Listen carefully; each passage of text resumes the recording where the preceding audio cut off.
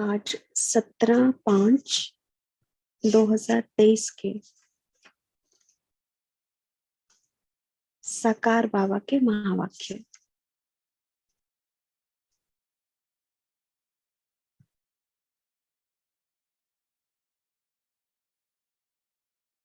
बाबा ने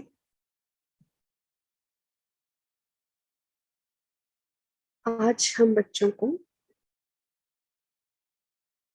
स्वयं की संभाल रखने की क्या युक्ति है इसके बारे में बताया। बाबा ने कहा, बच्चे स्वयं की संभाल करने के लिए रोज 2 बार ज्ञान स्नान करो, है ना। सतयुग में यदि आना है तो कितनी बार ज्ञान स्नान करना है? 2 बार। बाबा ने समय भी बताया। बाबा ने कहा, एक अमृत वेला, एक नुमाशाम। अमृत वेला योग के बाद भी मुरली पढ़नी है और नुमाशाम भी मुरली पढ़नी है। बाबा ने कहा 2 बार ज्ञान स्नान करो। जो माया है वो तुमसे भूले करवाती जाएगी, लेकिन तुमको अंततः अभूल बनना ही है। माया तुमसे भूलने करवाती है और बाबा तुम्हें अभूल बनाते हैं।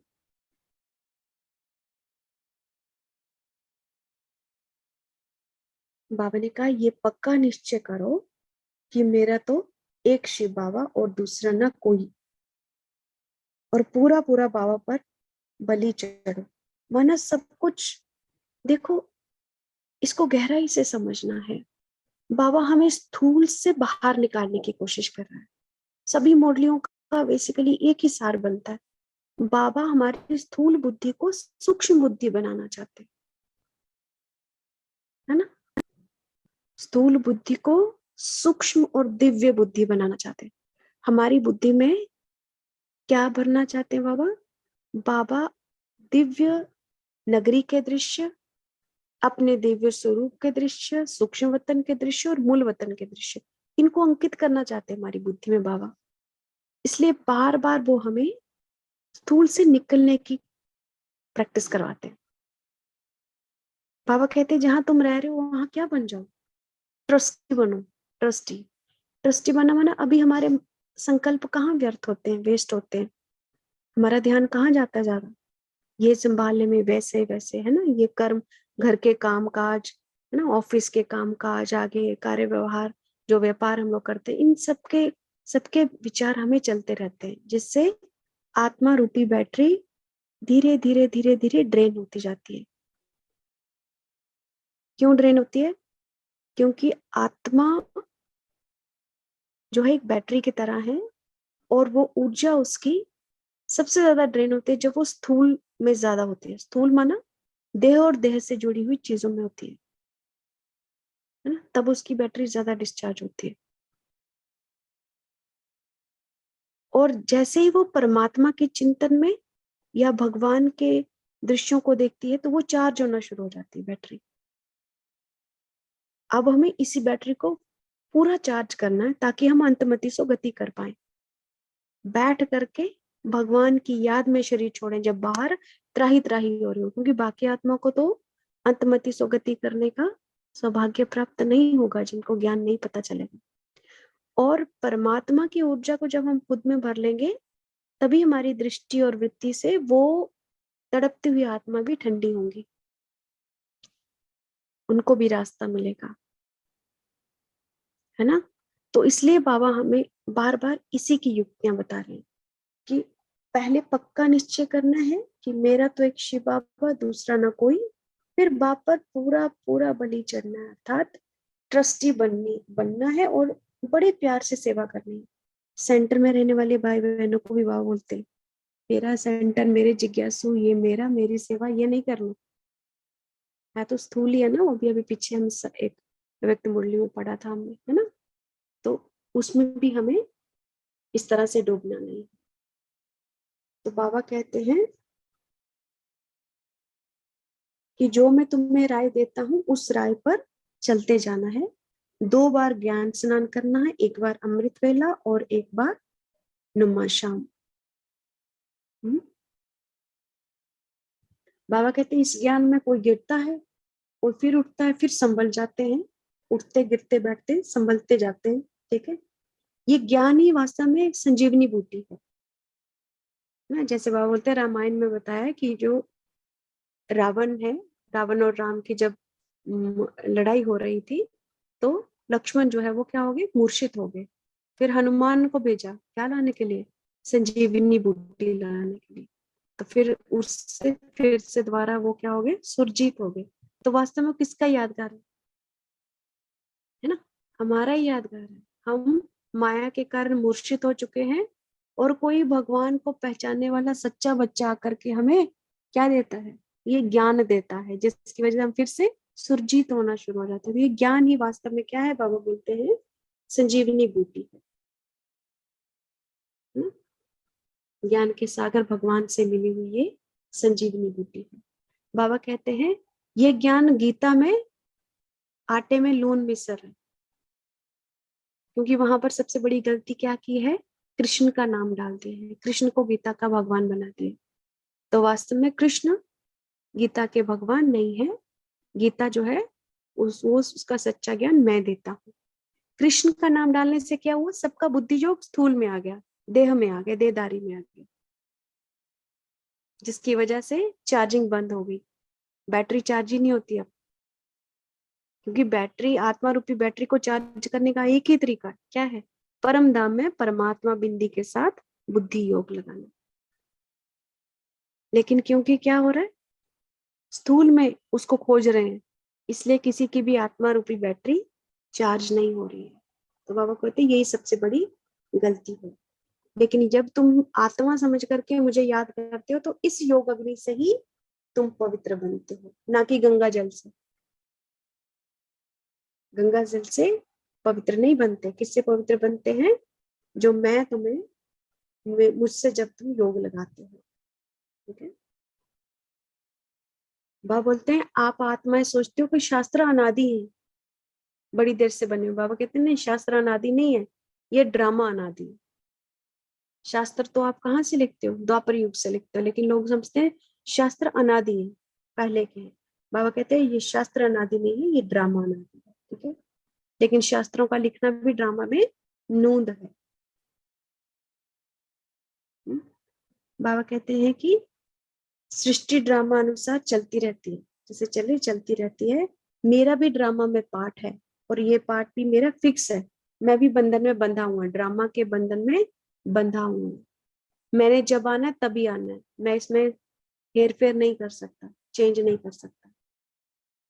ठीक है, सत्युग और त्रेता में बाबा का पार्ट नहीं है। बाबा कह रहे मेरा कोई पार्ट नहीं है सत्युग त्रेता में। जैसे क्राइस्ट और बुद्ध का सत्युग त्रेता में पार्ट नहीं है ना, वैसे भी मेरा भी सत्युग त्रेता में पार्ट नहीं है।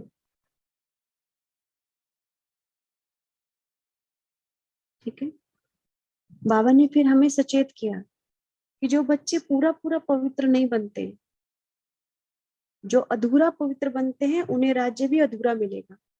अधूरा राज्य किसको कहते हैं बाबा, त्रेता को। बाबा कई मुरली में बताते हैं कि वो अधूरा राज्य है, क्योंकि वहां दो कलाएं कम हो जाती है ना। तो बाबा हमें कहाँ देखना चाहते हैं, सतयुग में देखना चाहते हैं, वो भी पहले जन्म में कृष्ण के साथ देखना चाहते हैं ना। तो बाबा कहते हैं कि जो अधूरा पवित्र बनेंगे, जो पूरा पूरा पवित्र नहीं बनेंगे, उनको राज्य भी अधूरा मिलेगा। तो यदि सूर्यवंशी बनना है तो क्या करना पड़ेगा, पूरा पवित्र। पूरा पवित्र अर्थात मन वचन कर्म से पवित्र, संकल्प शुद्ध, संकल्पों में भी अशुद्धता नहीं, वो है संपूर्ण पवित्र, है ना। संकल्पों में भी कोई अशुद्धता नहीं। जो ज्ञान योग में तीखे जाएंगे, ज्ञान और योग दोनों में, है ना, जिनको पूरा ज्ञान होगा, ज्ञान और योग में जो तीखे जाएंगे, वो ही पहले राजे बनेंगे। क्योंकि बाबा तो सबको लक्ष्मी नारायण बनाना चाहते हैं। ठीक है, इसलिए तुमको क्या बनना है, हीरे समान बनना है। ठीक है, जैसे मैं ज्ञान का सागर शांति का सागर हूं ना, वैसे तुम्हें भी मास्टर ज्ञान सागर बनना है। बाबा कहते हैं, सन्यासी कहते हैं कि हम लोग जो है प्राणायाम करके तो वो हम प्राणायाम ऊपर चढ़ाएंगे, है ना। कहते हैं ना समाधि जो है, अष्टांग योगा यदि किसी ने सीखा हो, मैंने सीखा है, उसमें वास्तव में धीरे धीरे चक्रों को खोलते जाते हैं, हमारे 7 चक्रास होते हैं, उन चक्रों को खोलते जाते हैं और फिर अंत में सहस्रा तक पहुंच के समाधि में, माना फिर हम लोग यूनिवर्सल ऊर्जा के साथ मिक्स हो जाते हैं, ऐसा वो बोलते हैं। तो बाबा कहते हैं, वो कहते हैं कि प्राणायाम ऊपर चढ़ा दे, मतलब बता रहे हैं कि वो सन्यासी कहते हैं कि प्राणायाम को ऊपर चढ़ा दे, बस बाबा कहते हैं ऐसा नहीं है, प्राणायाम को ऊपर नहीं चढ़ा सकते आप, उस तरह से मुक्ति नहीं ले सकते, आपको फिर से जन्म इधर ही लेना पड़ता। आप आप आप समा नहीं सकते, है ना। वो सोचते हैं ब्रह्म में लीन हो जाएंगे, लेकिन बाबा कहते हैं कि वैसा नहीं होता।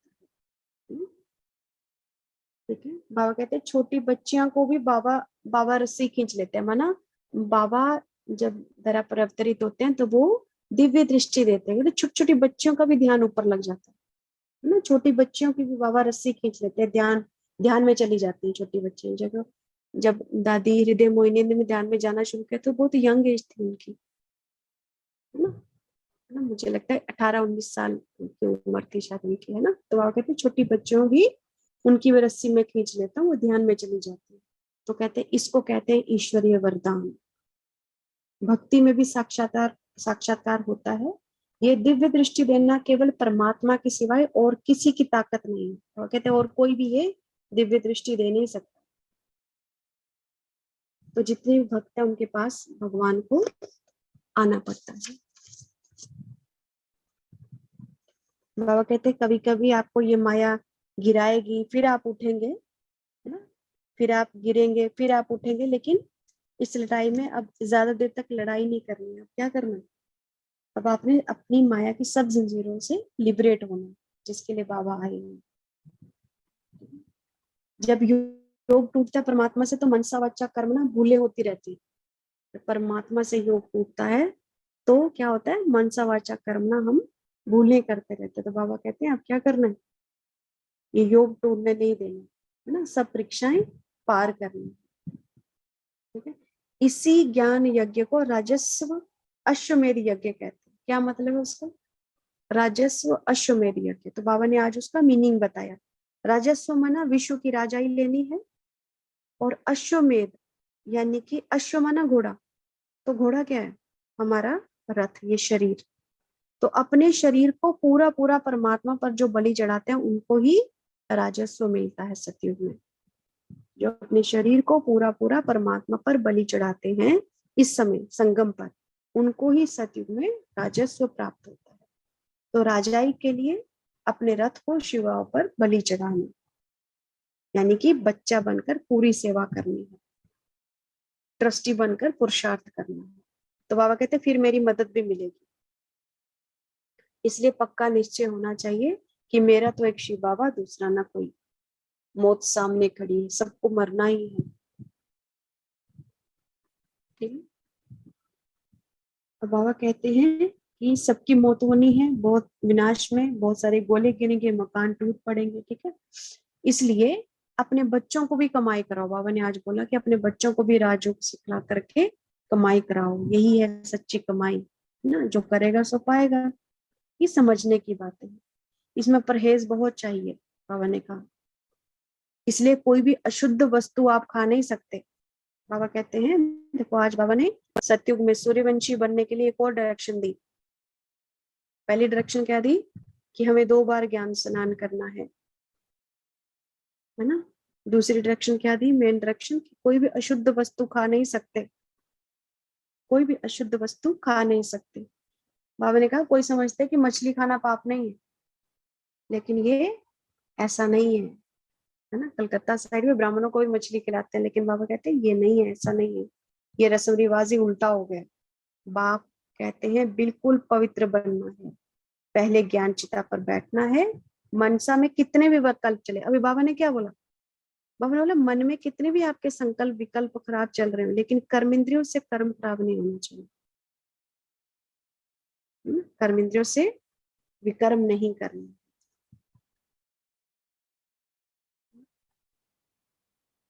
जब तुम बाबा के बनते हो तो माया की युद्ध शुरू हो जाती है। बाबा कहते हैं अब ये सबकी वानप्रस्थ अवस्था, सबकी वानप्रस्थ अवस्था है।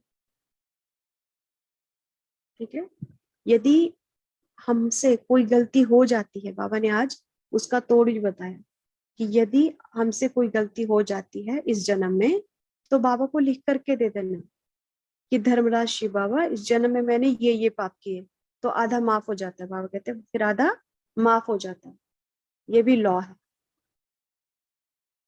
मैंने ये पाप किए हैं तो आधा माफ हो जाता है। बाबा कहते हैं ये भी लॉ है। हुँ? भूल करके लिखे नहीं तो 100 गुना दंड पड़ जाता है। अगर भूल करके नहीं लिखा तो 100 गुना दंड हो जाता है।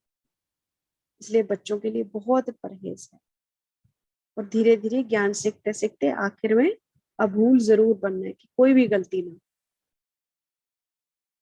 बाबा कहते हैं अगर आपने समर्थ कर्म किए तो बाबा भी संभाल करेंगे।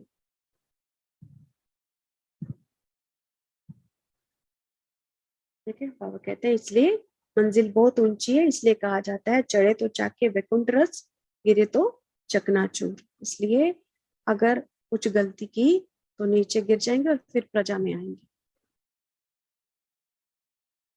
सदा सौभाग्यशाली बनने के लिए बाबा का हाथ नहीं छोड़ना है, बाबा की श्रीमत पर चलना है।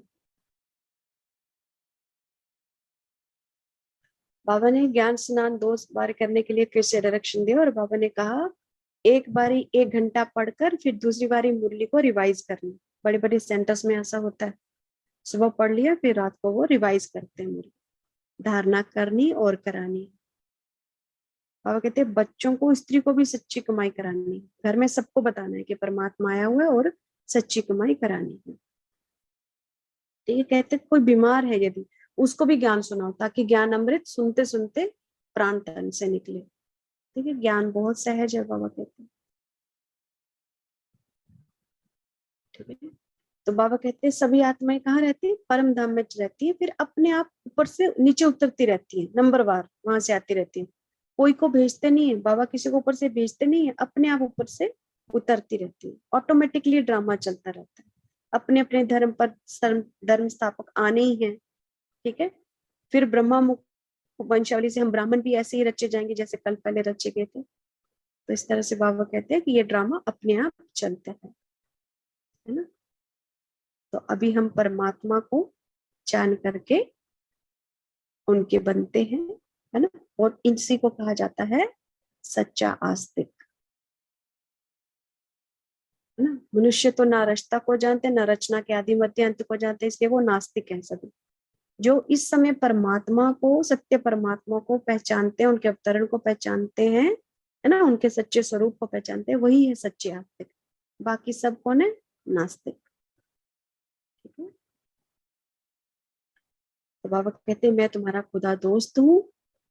खुदा दोस्त, अल्लाह अव्वल दीन और हातिम ताई, ये सारा खेल अभी ब्राह्मणों के साथ जो माया का वो चलता है ना, युद्ध चलता है ना, उसी पर बना। ठीक है, आज बाबा ने मुख्य धारणा के लिए क्या बोला कि सच्ची कमाई करनी भी है और सबको करानी है। परीक्षाएं कितनी भी आए लेकिन कर्म इंद्रियों से कर्म नहीं करना है, गलत। मायाजीत बनना है।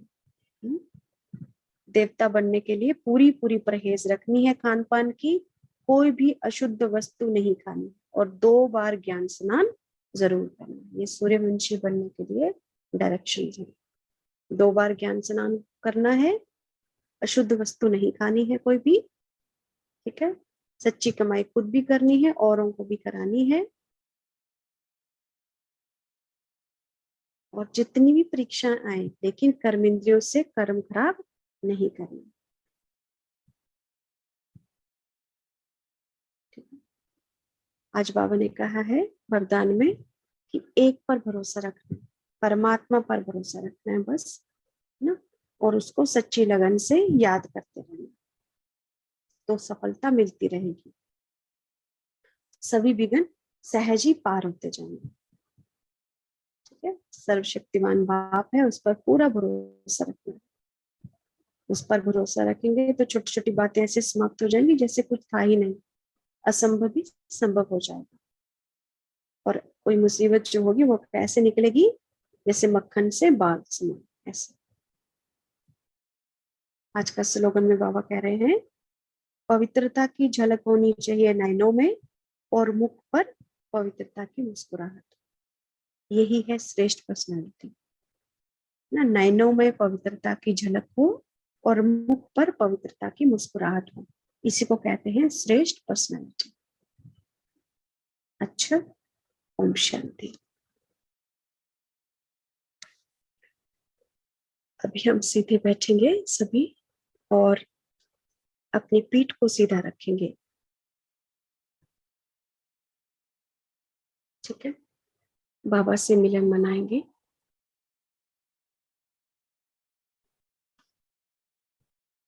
और आज की मुरली के आधार पर चिंतन करेंगे।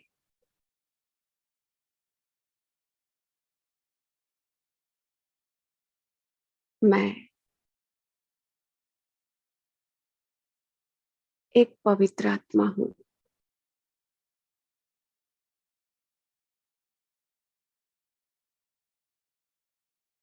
भ्रिकुटी के मध्य विराजमान एक दिव्य शक्ति। मेरा एक एक संकल्प शुद्ध है।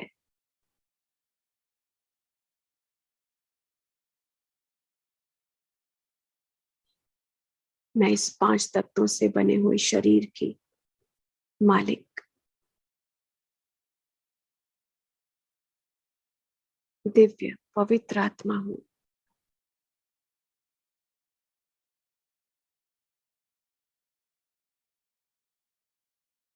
मैं परमात्मा पिता की हर एक डायरेक्शन को जीवन में उतारने वाली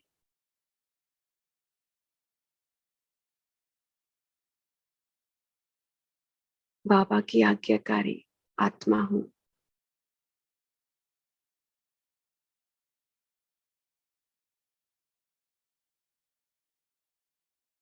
मैं दिन में 2 बार ज्ञान स्नान कर अपने सब व्यर्थ को समाप्त कर स्वयं को समर्थ संकल्पों से शक्तिशाली बनाने वाली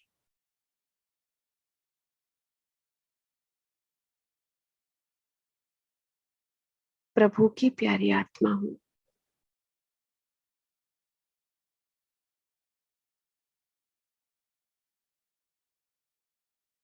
मेरा हर कर्म, हर बोल पवित्र है। मेरा खान पान पूरी तरह शुद्ध है। मैं सात्विक और प्रभु याद में बना हुआ अन्न ग्रहण करती हूँ।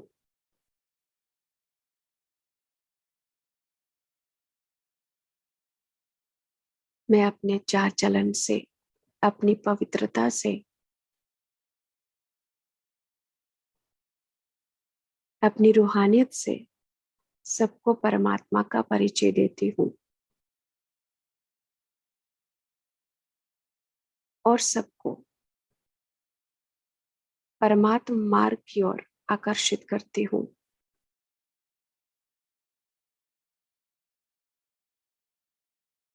स्वयं भी ईश्वर की याद में रहकर औरों को भी परमात्मा प्रेम का रसपान करने के लिए दिव्य निमंत्रण देती हूँ।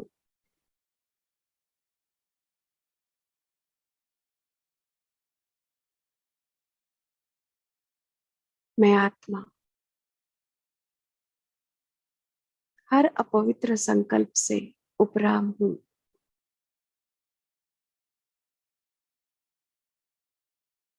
मेरी कर्मेंद्रियां मेरे वश में हैं।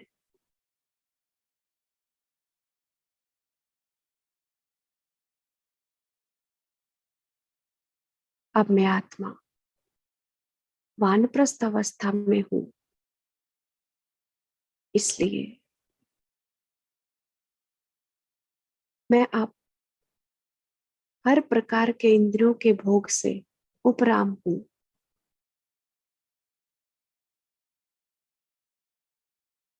और परमात्मा प्रेम और ज्ञान में सदा मग्न रहती हूं।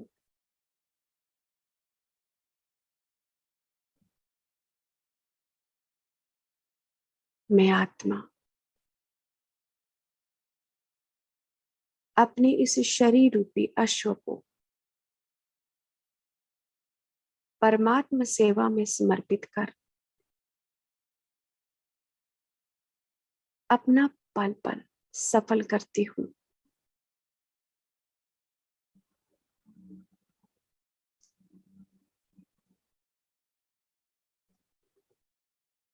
मैं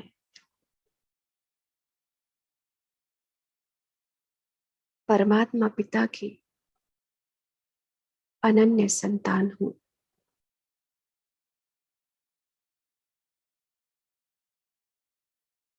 परमात्मा पिता ने कोटों में से मुझे चुना है।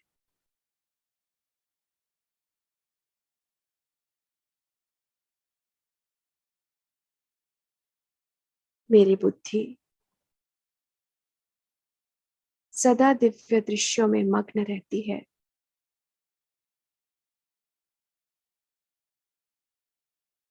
मैं अपनी बुद्धि से चलते फिरते उठते बैठते परमात्मा मिलन मनाती रहती हूँ।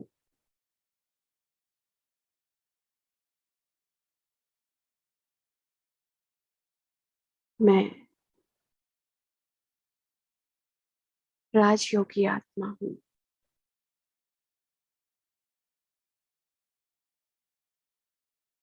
मेरे सब संकल्प समर्थ हैं।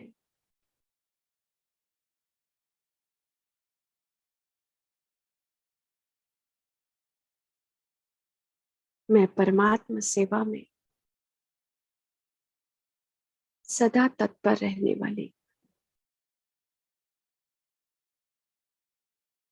अपना पल पल सफल करने वाली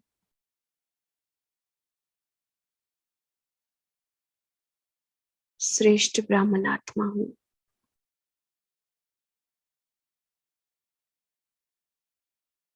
परमात्मा का प्यार और शक्ति सदा मेरे साथ है।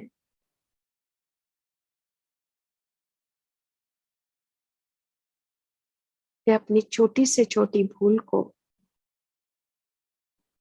बाबा को बताकर अभूल बनने का बाबा से वरदान लेती हूँ, ताकि मैं सदा पवित्र बन विश्व परिवर्तन के इस बड़े कार्य में अपना संपूर्ण सहयोग दे सकूं।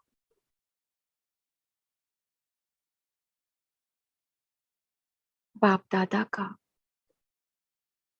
कोटि कोटि धन्यवाद। शुक्रिया बाबा, शुक्रिया। ओम शांति।